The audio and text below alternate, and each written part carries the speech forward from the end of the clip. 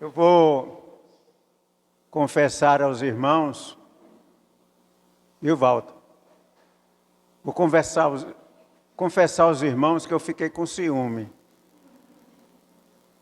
Na próxima eu quero ver os homens guerreiros. Os homens guerreiros. Foi muito bonito, muito entusiasmado. E isso é um avivamento espiritual. Cantando com fé, com ardor. Eu achei muito bonito. E meus amados e queridos irmãos, nós vamos falar hoje sobre o poder da oração. O poder da oração, a força que a oração tem na vida do crente. E nós vamos ler em Tiago, capítulo 5, versículo 16.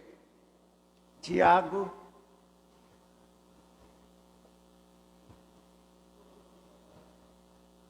onde nós lemos da seguinte forma. Está aí no quadro. Diz assim: confessai, pois, os vossos pecados uns aos outros e orai uns pelos outros, para serdes curados. Muito pode, por sua eficácia, a súplica do justo.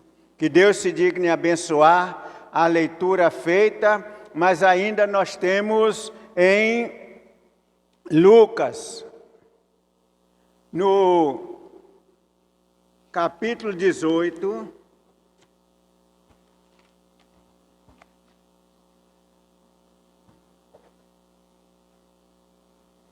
versículo de 1 a 8, a parábola do juiz iníquo. Disse-lhe Jesus uma parábola sobre o dever de orar sempre e nunca esmorecer. Havia em certa cidade um juiz que não temia a Deus, nem respeitava homem algum. E havia também naquela mesma cidade uma viúva que vinha ter com ele, dizendo: julga a minha causa contra o meu adversário. Ele, por algum tempo, não a quis atender, mas depois disse consigo: bem que eu não temo a Deus, nem respeito a homem algum. Todavia, como esta viúva me importuna, julgarei a sua causa, para não suceder que por fim venha a molestar-me. Então disse o Senhor: considerai no que diz este juiz iníquo. Não fará Deus justiça aos seus escolhidos, que a ele clamam dia e noite, embora pareça demorado em defendê-lo? Digo-vos que depressa lhes fará justiça. Contudo, quando vier o Filho do Homem, achará porventura fé na terra? Que Deus se digne abençoar a leitura feita em os nossos corações. Amém, irmãos? Então, o poder da oração. E oração, irmãos, é um pedido que o crente faz a Deus. Isto é a oração. E eu me lembro, eu tinha 16 anos, morava em Salvador, em Cosme de Farias, juntamente com minha irmã, que ela e meu cunhado.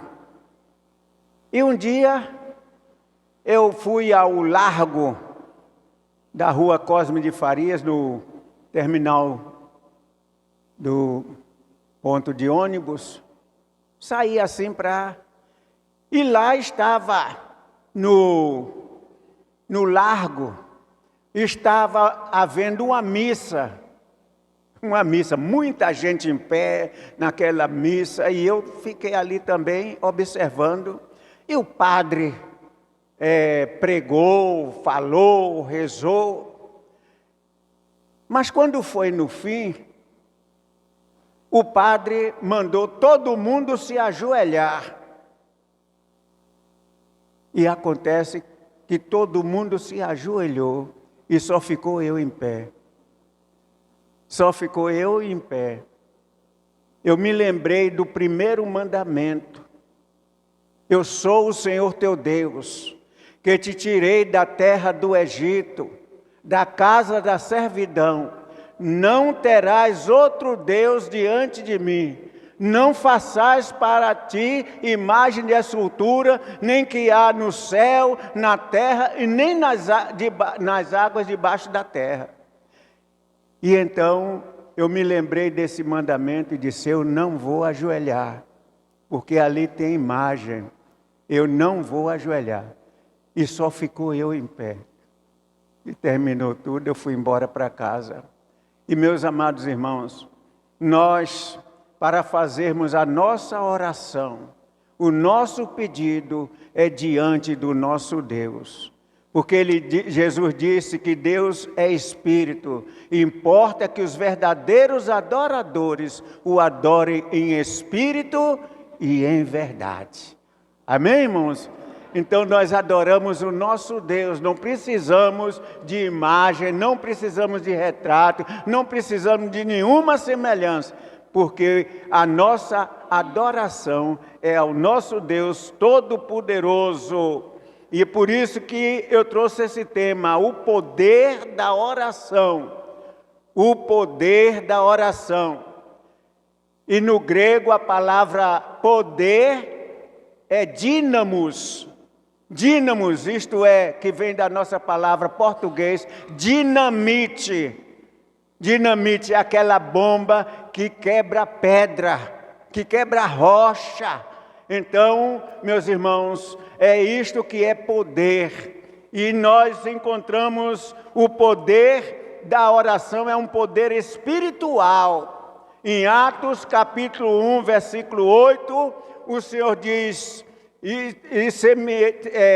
tereis poder a descer sobre vós o Espírito Santo, e ser-me-eis testemunhas, tanto em Jerusalém, como na Judéia, em Samaria e até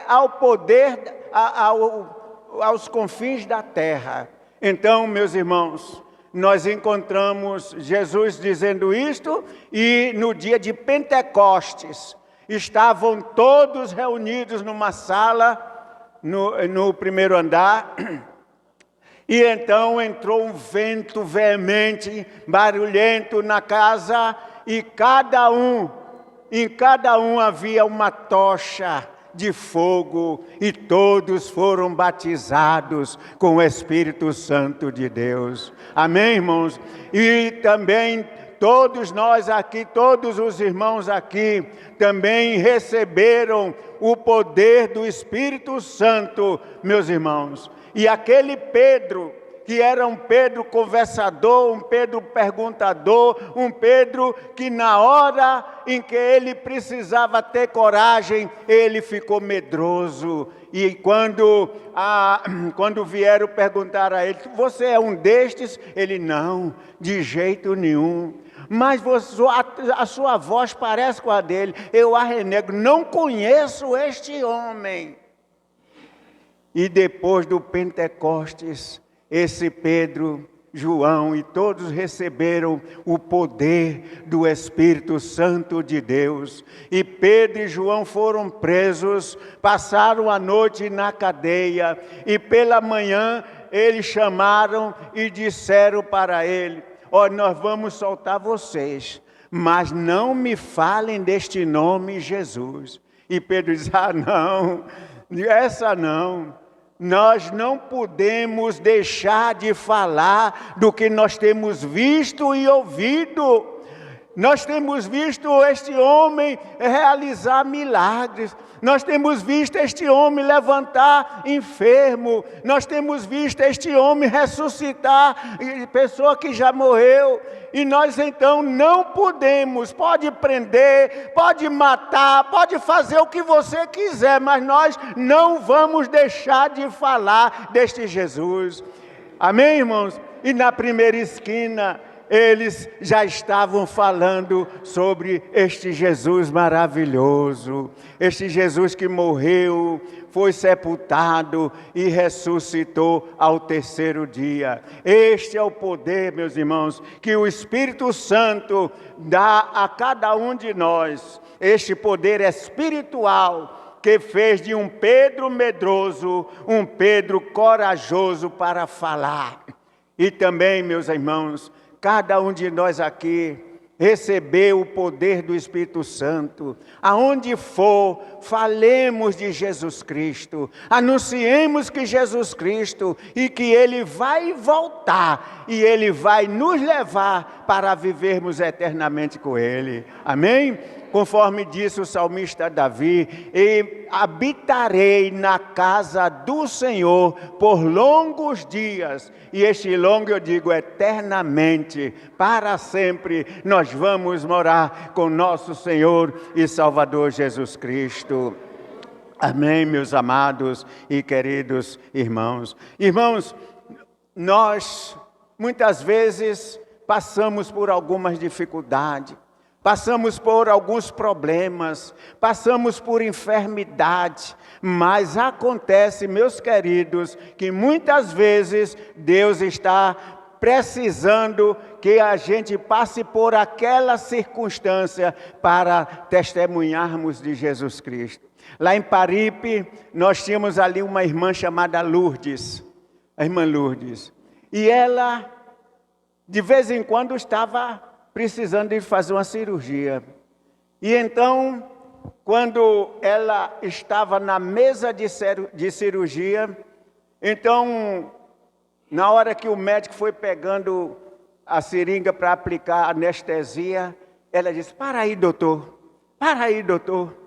E aí ela fez uma oração: ó Deus, Pai de misericórdia, perdoa os nossos pecados, abençoa a vida de cada um de nós. Ó Deus, usa esses doutores, Senhor Deus, as mãos, a sabedoria destes doutores, e com o Teu Espírito Santo, Senhor, faça essa cirurgia na Tua serva, Senhor, para a honra e glória do Teu nome.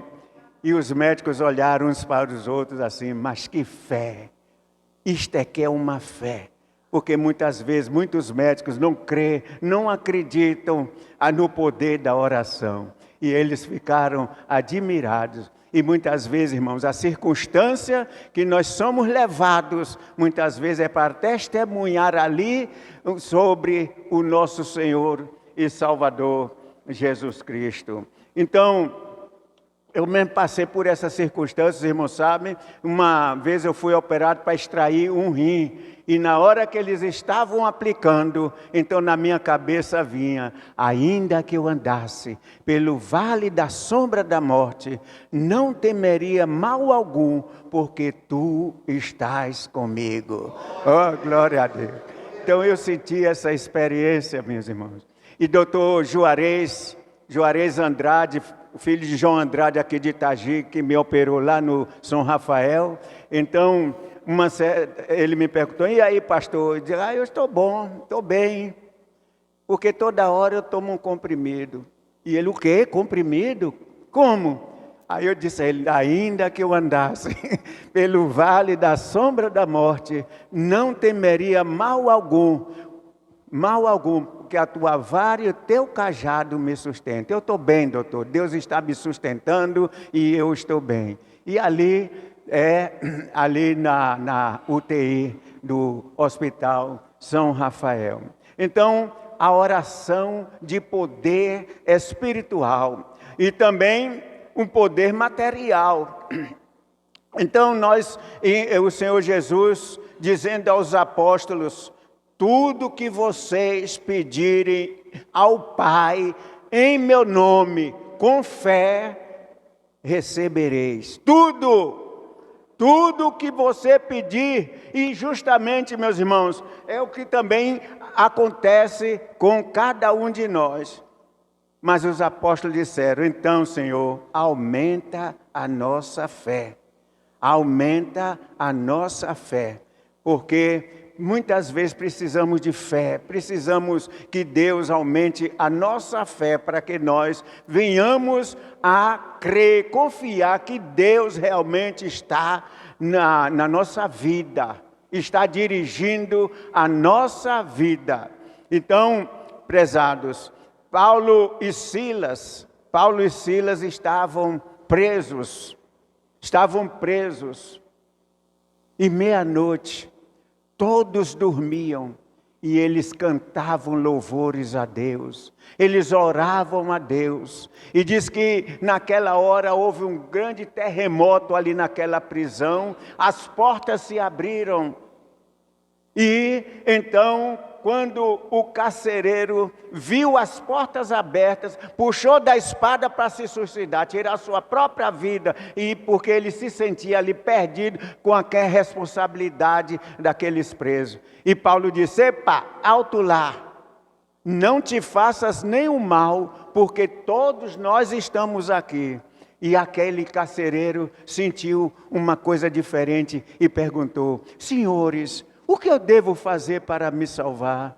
E eles disseram: crê no Senhor Jesus, e serás salvo tu e a tua casa. E aquele homem levou aqueles 2 homens para casa, limparam os vergões, né? O sangue que tinha derramado, limparam, jantaram, pregaram, anunciaram o Evangelho, e o carcereiro com toda a sua família aceitou Jesus Cristo como o único e suficiente Salvador. Está vendo, irmãos? Na cadeia, mas Deus agiu com as orações de Paulo e Silas. Então, em qualquer circunstância, irmão, ore, leve a sua mente em oração, peça a Deus, clame, continue clamando, que Deus vai resolver. Agora, meus amados, também há o poder para justificar, Então, Jesus fala de 2 homens que foram ao templo orar. Um era fariseu e o outro publicano. Eu creio que os irmãos aqui sabem que publicano era cobrador de impostos. E os judeus não gostavam quando os judeus trabalhavam nesta área, porque todos os impostos eram levados para Roma. E então, meus amados, alguns foram publicanos, Zaqueu, cobrador de impostos, e Levi, que depois se tornou Mateus. E então, esses 2 homens, Jesus contou que foram ao templo orar. Um era fariseu e o outro era publicano. E o fariseu começou a oração se julgando: ó Deus, graças te dou, porque eu sou dizimista, eu faço isso, eu faço aquilo, e não sou como os demais homens, e nem mesmo como este publicano que está aqui. E diz a parábola, Jesus disse que o publicano não tinha coragem nem de levantar o seu rosto ao céu, e ele batia no peito: ó Deus, tem misericórdia de mim, pecador. E então Jesus perguntou a eles: então qual dos 2 que desceu justificado? Então a resposta foi essa: o publicano. Então nós precisamos saber que nós somos pecadores, somos remidos pelo sangue de Jesus, mas nós precisamos orar pedindo a Deus a misericórdia. E o próprio Jesus, quando orou, ele disse: Pai, passa, se possível, passa de mim este cálice. Mas todavia não seja como eu quero, mas como tu queres. A vontade é de Deus, irmãos. Viu? Quando a gente orar, então a gente aprenda com Jesus. Porque não é a nossa vontade, mas se for da vontade de Deus, aquilo que nós estamos pedindo, nós vamos receber com toda certeza. Com toda certeza. E então, meus irmãos, nós também aqui agora voltamos para a parábola do juiz iníquo.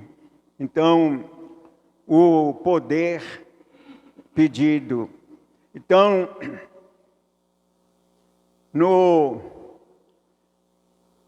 a mulher faz aquele pedido, aquele juiz iníquo, e então Jesus contou esta parábola, que o juiz, ela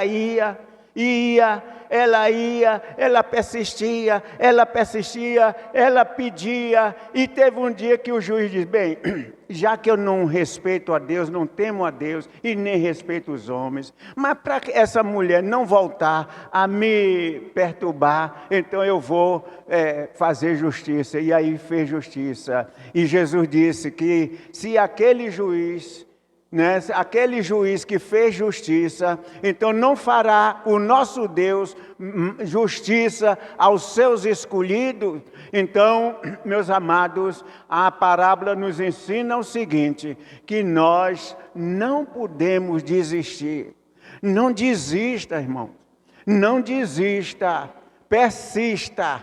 Peça, continue pedindo, porque Deus vai responder o seu pedido. Deus vai responder o que você está necessitando. Insista, se é por um filho que está drogado, se é por um casamento que está se desfazendo, se é por falta de um emprego, mas insista, insista, persista e não desista de maneira nenhuma, porque Deus quer que cada um de nós tenha uma experiência maravilhosa com Ele. Então não podemos de maneira nenhuma desistir daquilo que nós estamos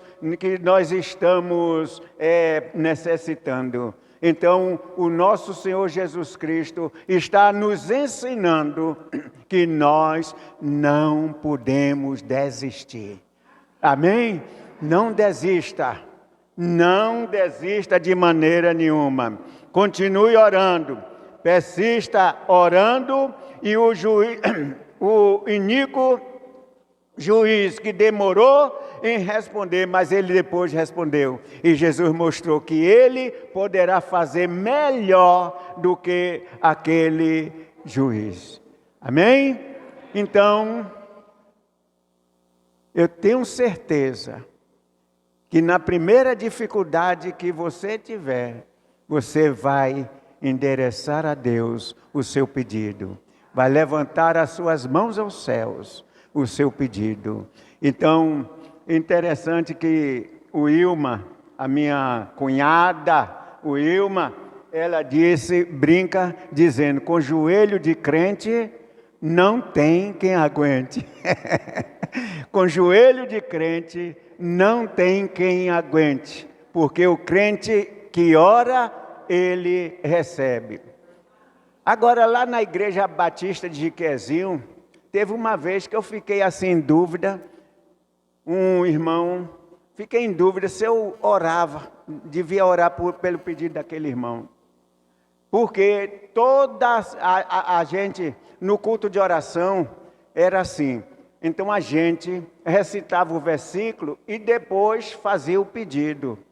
Então, por exemplo, João 3,16, porque Deus amou o mundo de tal maneira que deu seu Filho unigênito, para que todo aquele que nele crê não pereça, mas tenha a vida eterna.